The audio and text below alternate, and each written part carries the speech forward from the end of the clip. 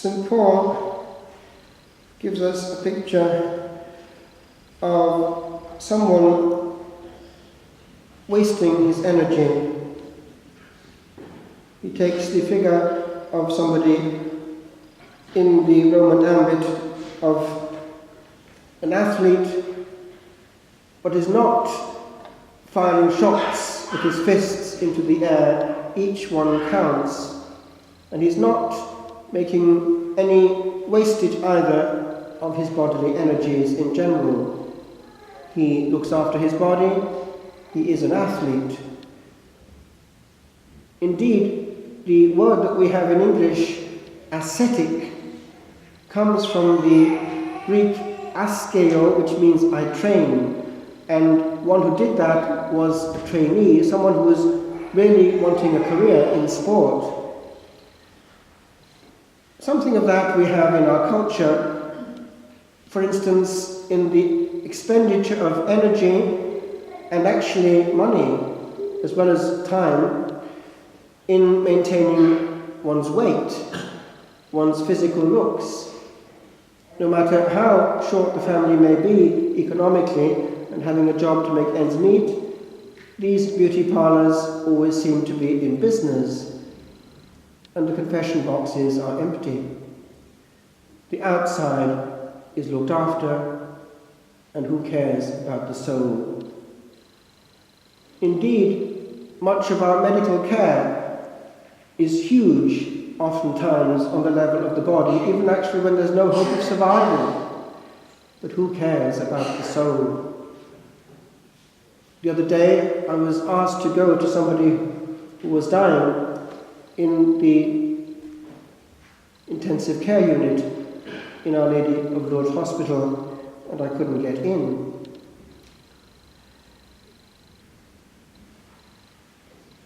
With regard to what counts, it does actually matter for each one here. Act as though this were your last day. That will adjust things considerably. At the end of the day, be honest with yourself. Where did my energy go?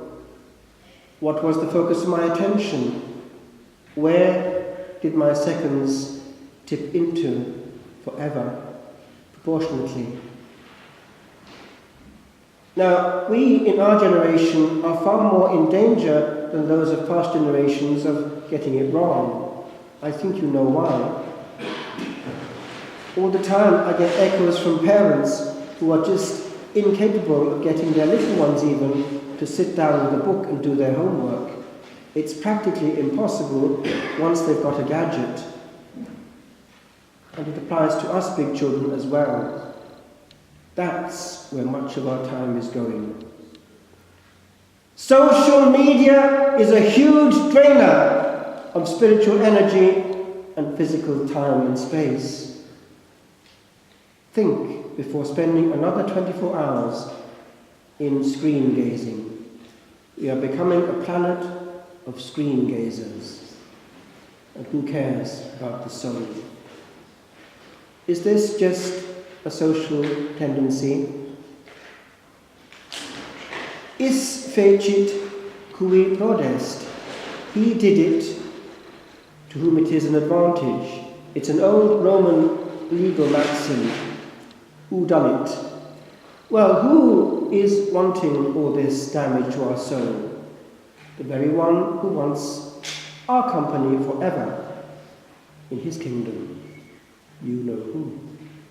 So each time you do that, you are colluding with him. I picked up yesterday calmly the juxtaposition really between the saints and, unfortunately, the human species as a whole, the way it's going. And it's not of today.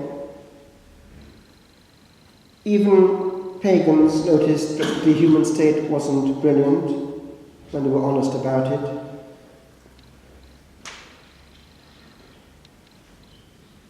We have the likes of Faust, who was pretty lucid about the state of man. We have the likes of Oscar Wilde.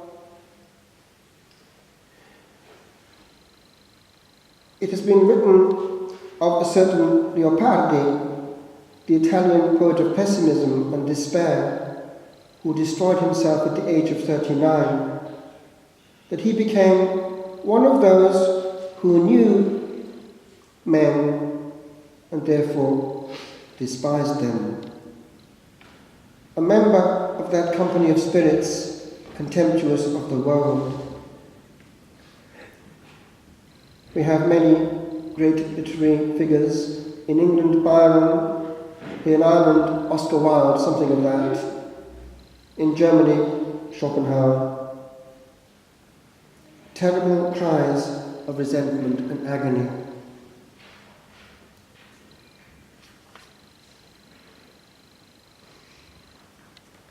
John Henry Newman, now soon to be canonized, in his Apologia, speaks in vivid language of the depressing effect produced by this superficial view of human life and history. Consider the world in its length and breadth, the many races of man, their mutual alienation, their conflicts, the greatness and littleness of man, the defeat of good, the success of evil, the prevalence of sin. All this is a vision to dizzy and appall. St. Gregory the Great makes a striking remark. If you love the ground, or rather the good that you see in another, you make it your own. Now that takes away precisely this envy, this evil eye which the Gospel speaks.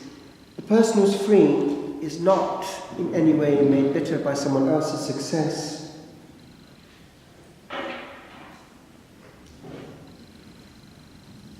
Having said that, there is the other side. Those who opt not to be like the others. This happened to pop out as a bookmark, and it's just some years ago when I was next to a holy nun who entered at the age of 19 in a completely enclosed monastery where there's perpetual adoration going on, poor Claire. And she still is in contact. And in contact with these holy virgins who spend night and day adoring Jesus, one sees the difference. Do you think that they're actually the ones who are missing out? What is the meaning of life? I believe that the Lord doesn't let anyone go to hell unless they really want it. He does everything he possibly can, but he always allows the soul to choose freely. And that is the problem. At the end, there is a huge last thrust of grace, lest one soul be lost.